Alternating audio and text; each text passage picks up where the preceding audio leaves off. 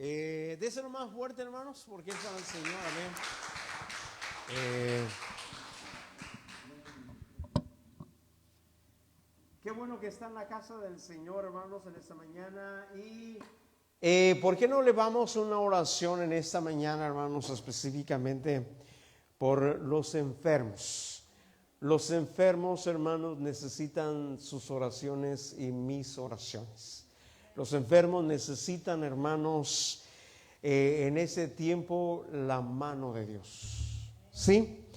Ahí donde está, levante sus manos, vamos a orar en este día por los enfermos, por todos los que están enfermos, por todos los que usted se acuerde que están enfermos, oremos por ellos.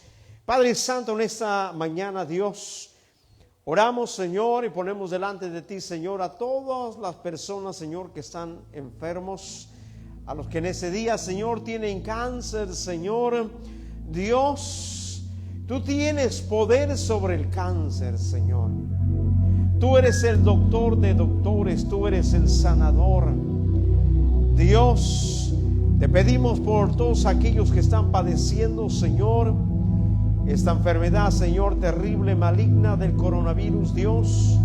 Aquellos que están a punto de muerte, aquellos que están a punto, Señor, de desfallecer, Señor, derrama sanidad en sus cuerpos, derrama sanidad en sus pulmones, derrama sanidad, Señor, en todos sus miembros, Señor, en aquellos que padecen, Señor, dolencia, Señor, derrama sanidad, Señor, en sus cuerpos. Aquellas personas, Señor, que están ciegas o que están sordas, Señor, o que Dios no oyen. Dios, tu palabra dice que tú le abriste los ojos a los ciegos y los oídos, Señor, a los sordos, y a los mudos los hiciste hablar. En esta mañana, Señor, te pedimos por todos los enfermos, los que padecen enfermedades crónicas, los que padecen enfermedades temporales, los que padecen enfermedades, Señor, del alma, del corazón, Señor, derrama sanidad de sus cuerpos. Sánalos, Señor, en esta mañana.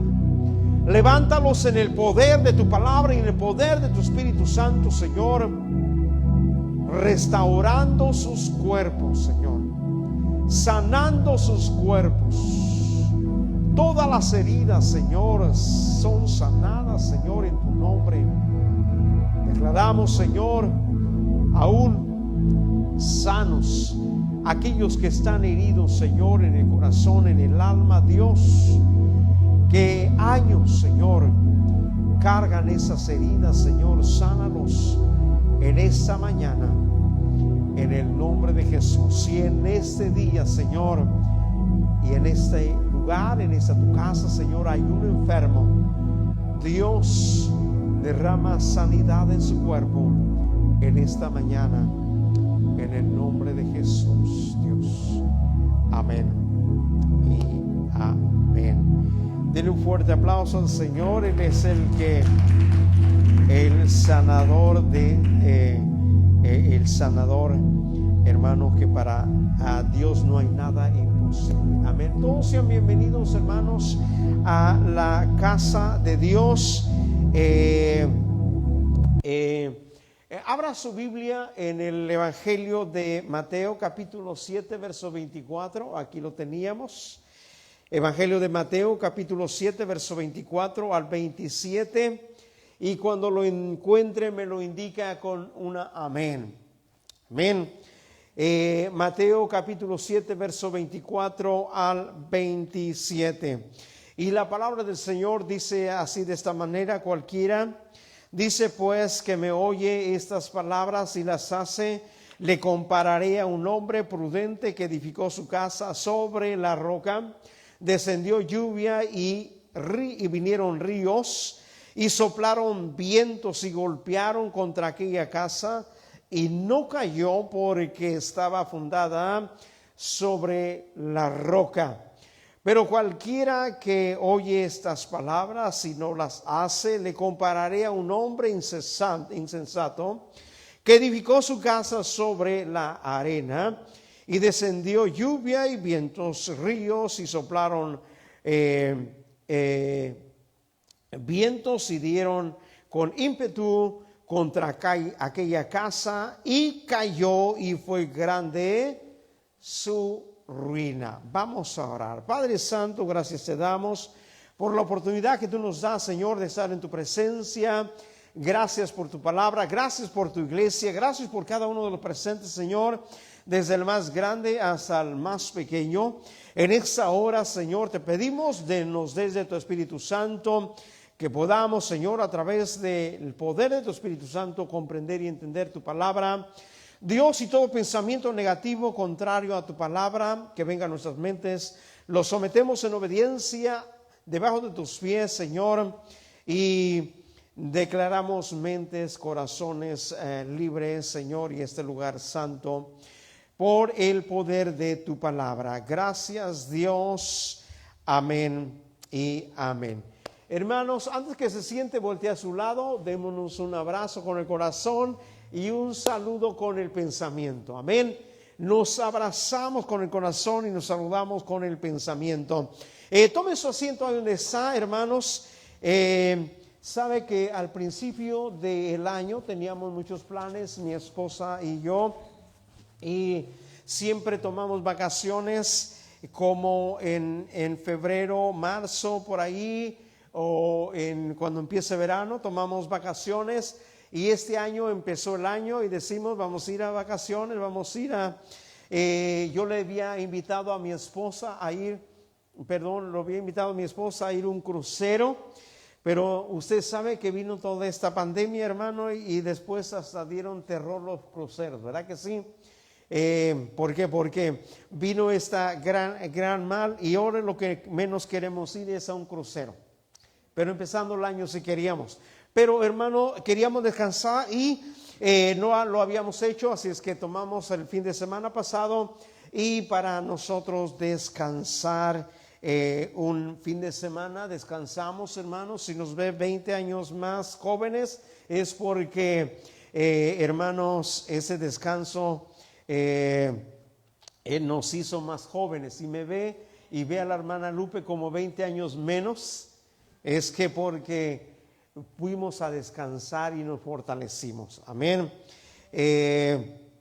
Así es que siempre es bueno, hermano, tomarse un descanso, un relajamiento para renovar nuestra mente y nuestros pensamientos y planear nuevamente. Amén. Venir con nuevas fuerzas. Y así, hermanos, tomamos esta semana que pasó y descansamos. Así es que estamos nuevamente, hermano, con todas las fuerzas y la pasión de Cristo para servir al Señor. Amén. Espero que usted también, si no tiene vacaciones, ha tenido, hermanos, podemos mandarlo a Hawái, lo podemos mandar a Hawái, hermanos.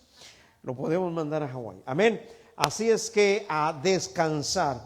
Hermanos, hemos leído el capítulo 7 del Evangelio de Mateo, verso 24, donde habla acerca de esta historia, esta parábola, de hablando y enseñando Jesús acerca de un hombre que oye y que escucha la palabra de Dios y que la pone en práctica. Y dijo Jesús, lo compararé a un hombre que edificó su casa sobre la roca, vinieron vientos, ríos y su casa no cayó. En esta parábola, hermano, déjeme decirle que la casa representa a usted y a mí. La casa que se edifica representa al hombre o a la mujer, representa al creyente, representa al cristiano, lo representa a usted y me representa a mí también.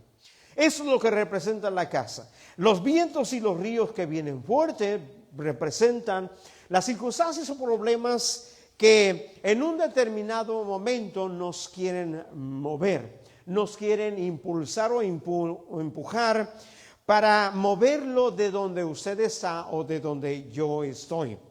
Amén. La roca y la arena representa los pensamientos e ideologías del hombre que llegan un momento a creer o a pensar que son verdad, pero son mentiras cuando vienen la situación es difícil y no le resulta lo que había pensado o lo que creyó.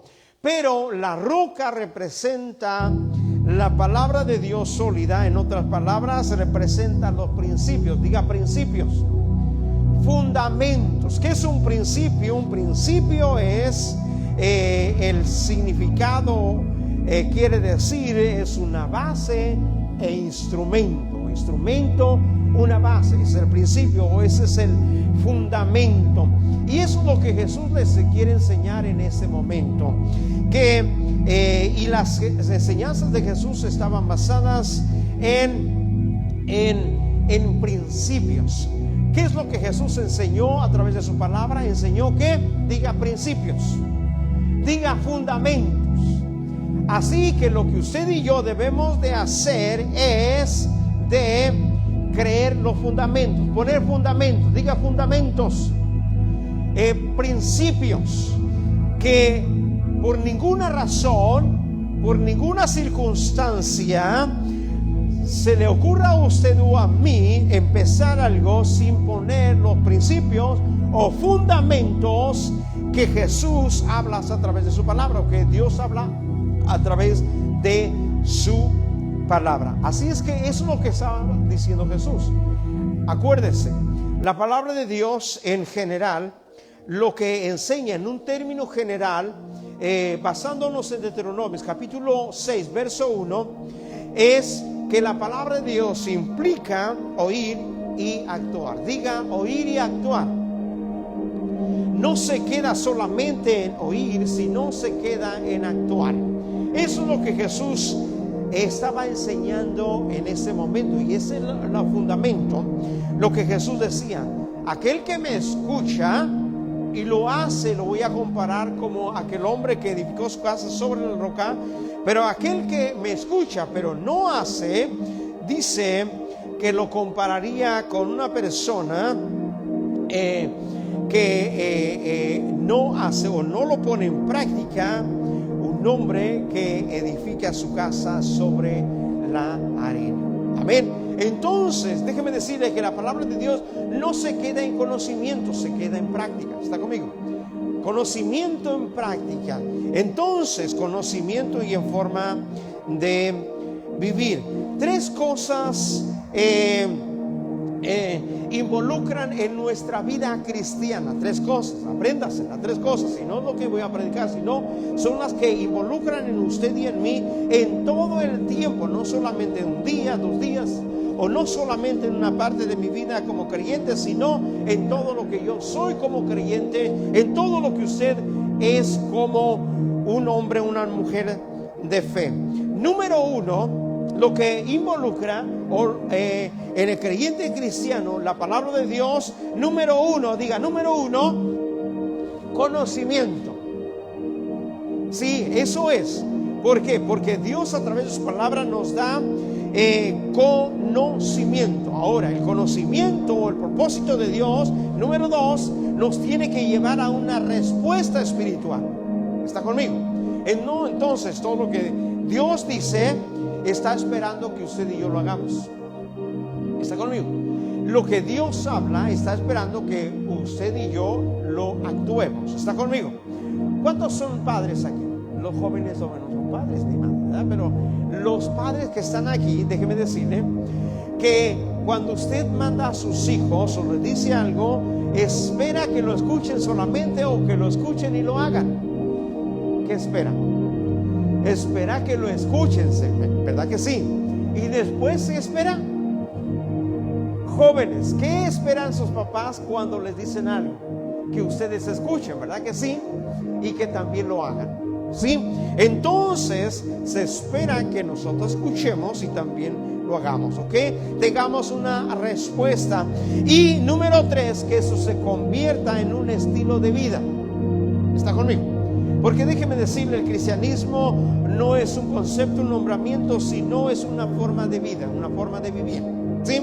Entonces Jesús enseña o estaba enseñando su palabra, o su manera de enseñar era enseñar principios, o lo que le hablamos fundamentos, que quiere decir fondo e instrumento o principio donde empiezan las cosas.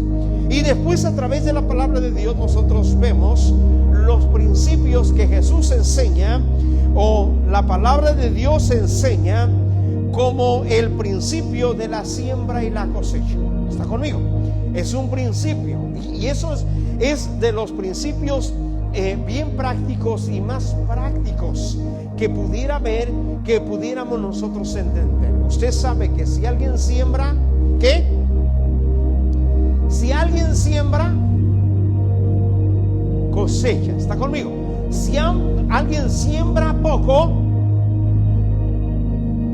¿está conmigo? Si alguien siembra mucho, va a cosechar mucho. Ahora, el principio de la siembra y la cosecha, mire lo que dice Gálatas capítulo 6 verso 7. No os engañéis, dice Dios no puede ser burlado, porque Dios establece un principio. ¿Está conmigo? Entonces lo que Dios ha dicho es, espera que nosotros lo pongamos en práctica para que nosotros no resulte. Dice, no puede ser burlado, porque todo lo que el hombre sembrare, esto que también segará. Entonces lo que está diciendo el principio de sembrar, ¿está conmigo? Entonces lo que Dios nos quiere concentrar a usted y a mí, y que tengamos presentes todo el tiempo. Acuérdense, lo voy a decir. Recuerden que todas las palabras y hechos son semillas. Diga semillas. ¿Está conmigo? Todas las palabras y hechos y actitudes son semillas. ¿Está conmigo? ¿Sí? Ahora, el principio de la siembra y la cosecha. Dios quiere que tú pongas tu mente y tu pensamiento en lo que tú siembras, o en lo que tú quieres sembrar, y también lo que tú quieres cosechar. ¿Está conmigo? Porque déjeme decirle, en un momento de tu vida, hagamos de cuenta que esta es una semilla, hagamos de cuenta, en un determinado momento de tu vida, si tú quieres cosechar en tu vejez, tú tienes que sembrar en tu juventud. De hecho, tierrita para que nazca. ¿Está conmigo? O cuando tú emprendes algo, tú tienes que sembrar o establecer los fundamentos. ¿Cuándo? En el principio. ¿Está conmigo? No al final. Los principios, los fundamentos se ponen en el principio. Entonces, el principio de la siembra y la cosecha es que yo estoy pensando, yo me estoy imaginando y yo estoy deseando. Lo que quiero allá lo tengo que sembrar aquí. El fruto que quiero allá, tengo que poner en la semilla del fruto que quiero allá. ¿Está conmigo? Por eso es bien importante, hermano, que usted y yo entendamos que el tiempo pasa y en algún momento usted y yo vamos a cosechar de lo que nosotros sembramos en el principio de nuestra vida. En nuestra juventud, cuando empezamos o emprendimos algo, en ese momento nosotros lo sembramos y en ese momento nosotros lo vamos a cosechar. Entonces la siembra y la cosecha es una ley. ¿Está conmigo? Repita conmigo: todo lo que el hombre siembra, eso cosecha. Acuérdense que la frase y el concepto es todo, no es algunas cosas. ¿Cuántos han sembrado algo a mí me ha pasado que he sembrado algo y no nació y todavía estoy esperando que nazca? Hay a veces, hermano, que he sembrado algo, nació pero no dio fruto. ¿Está conmigo? ¿A alguien le ha pasado? Pero a diferencia de la palabra de Dios, dice que todo lo que tú siembras va a nacer y va a dar fruto. ¿Está conmigo? ¿O no dice así? Dice que todo lo que usted siembra, usted lo va a cosechar. Y cuando dice todo esto, no va a ser como la semilla que a veces yo he sembrado y que todavía estoy esperando que me dé fruto y no me ha dado. ¿Está conmigo? Pero entonces lo que yo debo de estar haciendo es que si yo siembro amor, ¿qué voy a cosechar? Amor.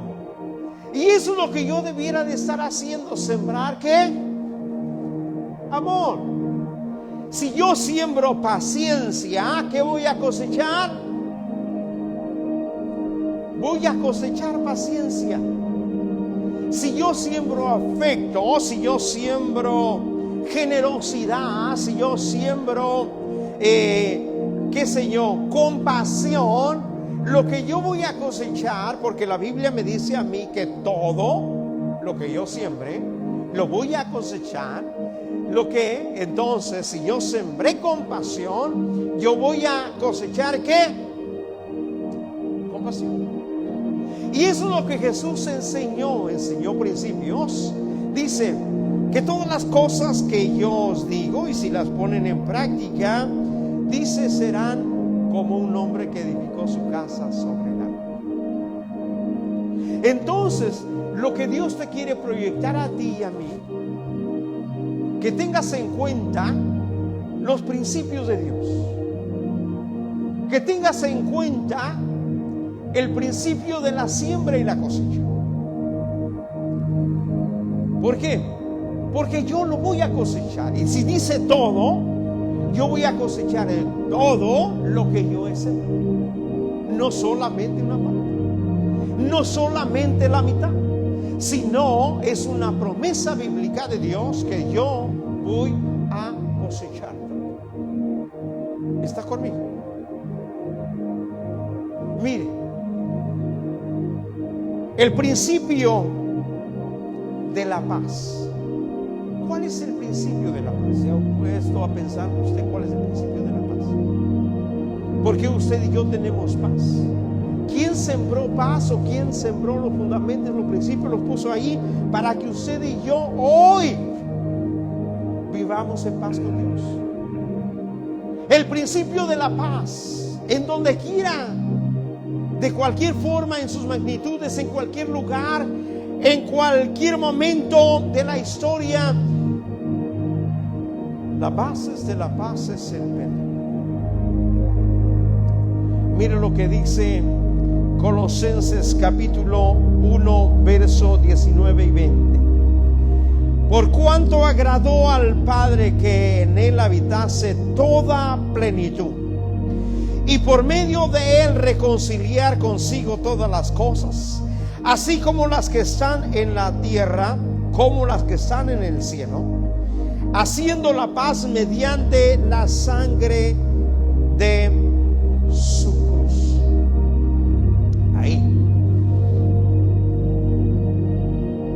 El principio de la paz, para que yo tenga paz, para que yo tuviera paz con Dios, ¿fue qué? El perdón de Dios. Porque el perdón de Dios se nos dio a través de ¿quién? De la sangre de Jesús.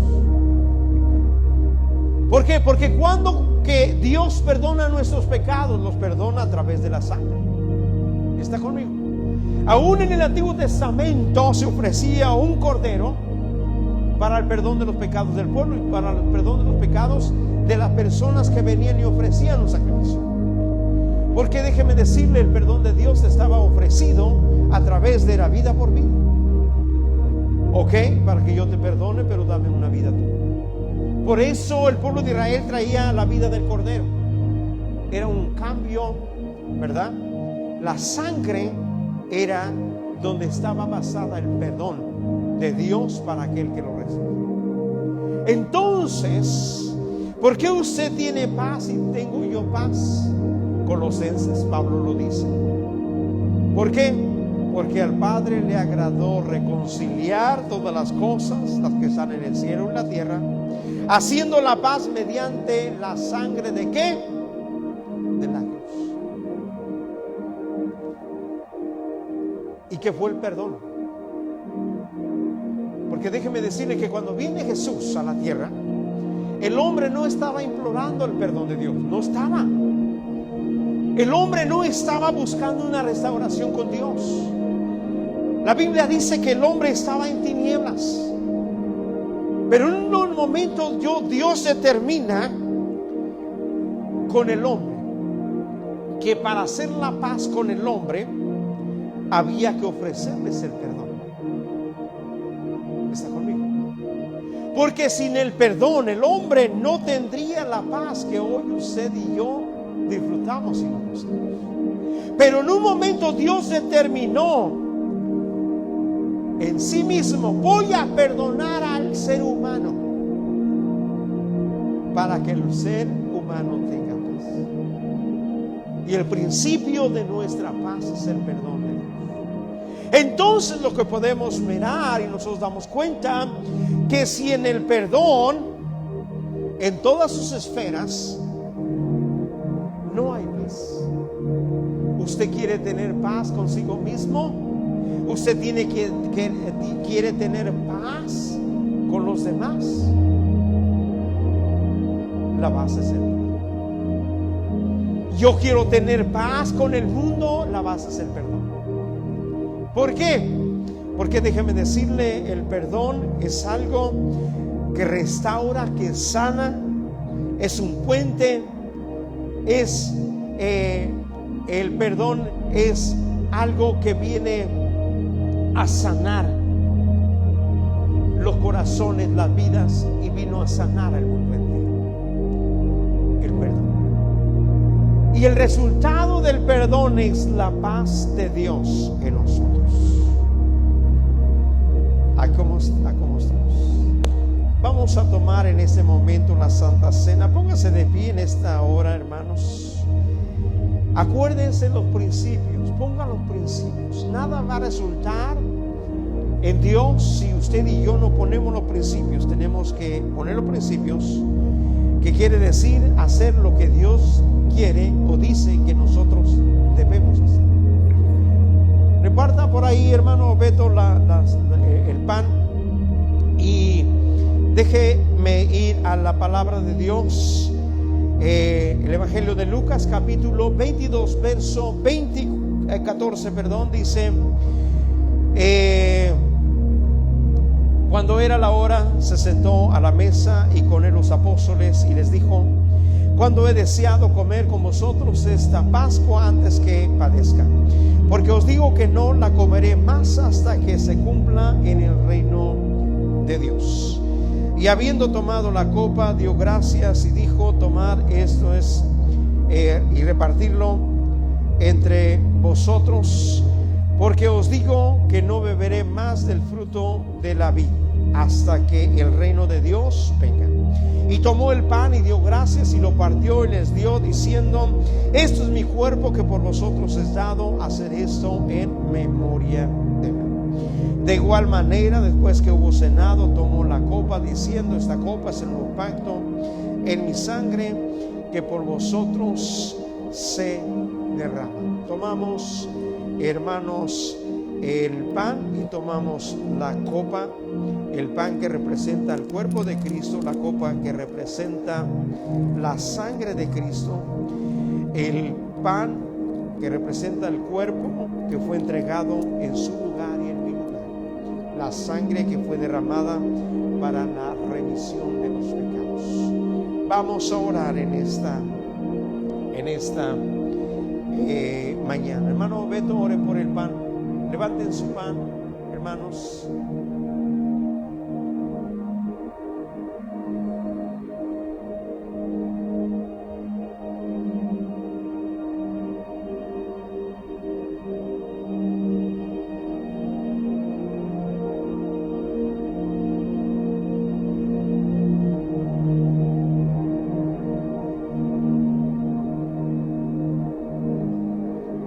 Amén. Comamos todos, hermanos.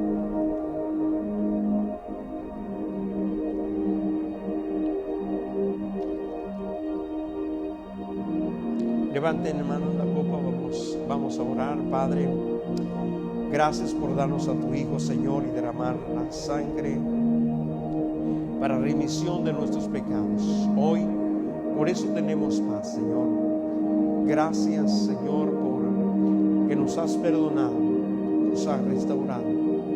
Hoy somos limpios, Señor, porque tú nos has limpiado con tu sangre, Señor Jesús. Amén. Tomemos, hermanos, todos la copa.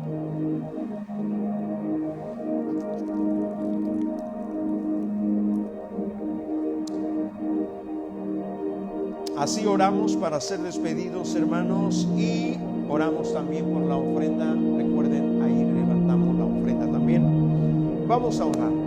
Padre Santo, gracias te damos, Señor, por esta hora. Gracias por cada uno de los presentes, Señor. Gracias, Señor, te pido que tú los bendigas, Señor, derrame de tu presencia, les des la victoria, Señor. En esta semana que viene, Señor, Dios, a través de tu Espíritu Santo, bendice, Señor, del más grande al más pequeño, y bendice al dador alegre, Señor. Multiplica las ofrendas, los diezmos del alfolí de la iglesia en este tiempo, en el nombre de Jesús. Que Dios les bendiga.